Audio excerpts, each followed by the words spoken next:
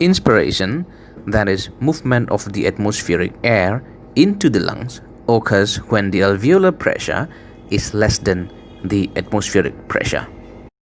This may be achieved under two conditions. The first is when the atmospheric pressure is normal at 760 mm of mercury, but the alveolar pressure is lower than the atmospheric pressure due to the expansion of chest, creating a negative pressure inside the alveoli.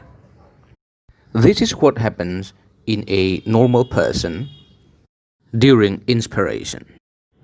Now, imagine a situation where a person is not breathing due to any reason, maybe due to drug overdose or due to anesthesia, or a newborn who is not breathing spontaneously.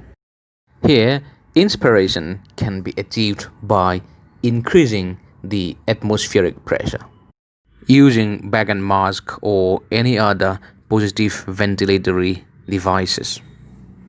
Now, we know that low alveolar pressure is due to chest wall expansion, and this chest wall expansion is due to contraction of muscles. Let us look at those muscles. During quiet normal inspiration, where approximately 500 ml of air is inspired into the lungs, the muscles at work are the diaphragm and external intercostal muscles. However, during deep inspiration, accessory muscles of inspiration like sternocleidomastoid, scalene muscles, serratus anterior, pectoralis major and minor come to play. Normal expiration, on the other hand, is a passive process. It does not require any muscle and is brought about by elastic recoiling of the lungs as well as the chest wall. Forceful expiration, however, requires internal intercostal muscles as well as abdominal muscles like external oblique, internal oblique, and transversus abdominis. Now let us look at the movement of thoracic inlet, thoracic gauge, and the diaphragm during inspiration. Thoracic inlet, which is formed by the first and the second ribs laterally, vertebral column posteriorly, and manubrium sterni anteriorly, moves upwards and forward during inspiration. This upward and forward movement of thoracic inlet increases AP diameter of the chest wall, antero-posterior diameter of the chest wall.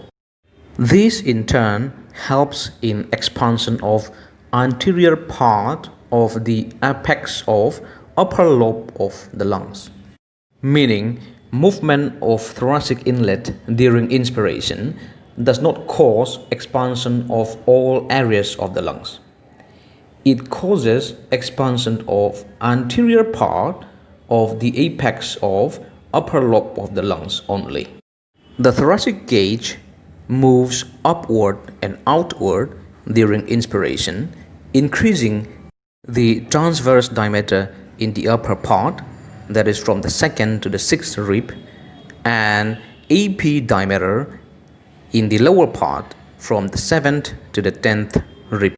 The movement of the thoracic gauge in the upper part, increasing the transverse diameter, resembles a bucket handle movement, while movement of the thoracic gauge in its lower part, increasing the AP diameter, resembles a pump handle movement.